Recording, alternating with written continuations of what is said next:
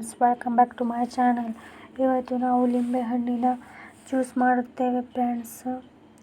ಈ ಚಾನಲನ್ನು ಮೊದಲು ನೋಡುತ್ತಿರುವವರು ಮೊದಲು ಸಬ್ಸ್ಕ್ರೈಬ್ ಮಾಡಿಕೊಳ್ಳಿ. ನಂತರ ಇಷ್ಟ ಆದರೆ ಲೈಕ್ ಮಾಡಿ ಮತ್ತು ಕಮೆಂಟ್ ಮಾಡಿ.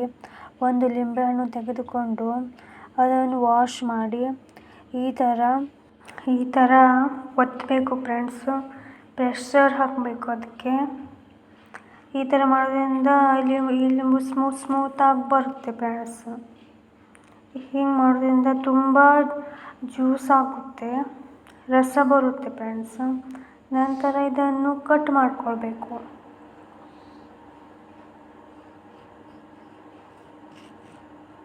ಹೀಗೆ ಕಟ್ ಮಾಡ್ಕೊಂಡು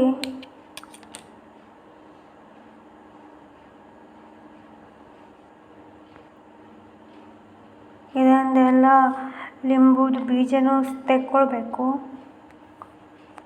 ಚೆನ್ನಾಗಿ ಹಿಂಡ್ಕೊಳ್ಬೇಕು ಫ್ರೆಂಡ್ಸ್.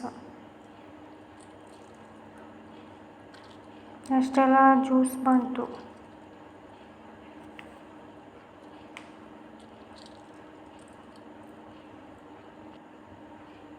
ನಂತರ ಒಂದು ಗ್ಲಾಸ್ಗೆ ಉಪ್ಪನ್ನು ಹಾಕ್ಕೊಳ್ಬೇಕು.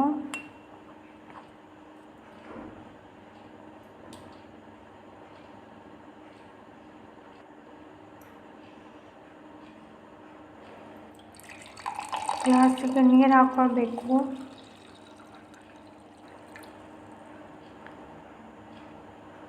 ಬೇಕಾದಷ್ಟು ಸಕ್ಕರೆ ಹಾಕ್ಕೊಳ್ಬೇಕು ಫ್ರೆಂಡ್ಸ್.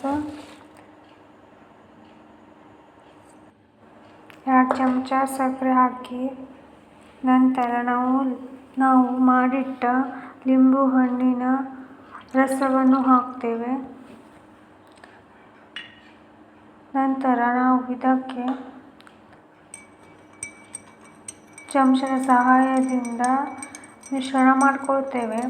ಅದು ಉಪ್ಪು ಮತ್ತು ಸಕ್ಕರೆ ಎಲ್ಲ ಚೆನ್ನಾಗಿ ಮಿಶ್ರಣ ಮಾಡಿಕೊಳ್ಬೇಕು ಫ್ರೆಂಡ್ಸ್.